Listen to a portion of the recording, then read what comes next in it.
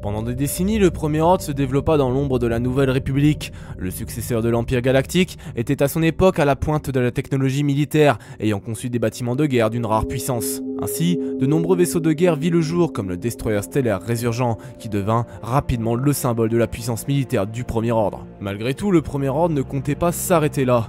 L'idée de concevoir une arme mobile était toujours présent. C'est ainsi que le cuirassé de siège de classe Mandator 4 fut développé. Ce titan colossal était l'un des fleurons de la marine du Premier Ordre. Ressemblant à une gigantesque plateforme de forme triangulaire ayant une taille de plus de 7669 mètres, le Mandator était 5 fois plus grand qu'un destroyer stellaire de classe impériale de l'Empire Galactique. Sa passerelle de commandement était également titanesque, celle-ci mesurait facilement la largeur du cuirassé. Le Mandator 4 fut conçu pour qu'il soit un fléau pour les chasseurs ennemis.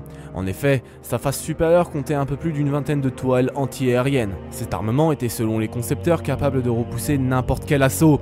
Mais cet armement n'était rien comparé à son principal arsenal. Sur sa face ventrale, le Mandator possédait 2 autocanons orbitaux d'une redoutable puissance. Rien que la taille de ces autocanons était démesurée. Leur taille pouvait facilement rivaliser avec la taille d'un destroyer impérial. Ainsi, toute la conception du cuirassé était faite autour des autocanons. L'exemplaire le plus connu était le Fulminatrix, qui fut déployé sur D'Qar pour détruire la base de la Résistance. Cependant, le cuirassé fut humilié et détruit par la Résistance, qui utilisa son point faible, l'espacement de ses canons anti-aériens. Le commandant Ponamon réussit à détruire les canons les uns après les autres, ouvrant le chemin aux bombardiers de la Résistance qui parvint à larguer leurs bombes sur le cuirassé, provoquant sa destruction. Nous ignorons combien de Mandator 4 ont été mis en service, mais l'on peut supposer que de par sa taille et son armement, peu sont sortis des usines pour servir le Premier Ordre. Voilà, cette vidéo est désormais terminée, j'espère qu'elle vous aura plu. Si c'est le cas, vous connaissez déjà la chanson, n'hésitez pas à liker, à vous abonner, commenter et même partager, ça me ferait extrêmement plaisir.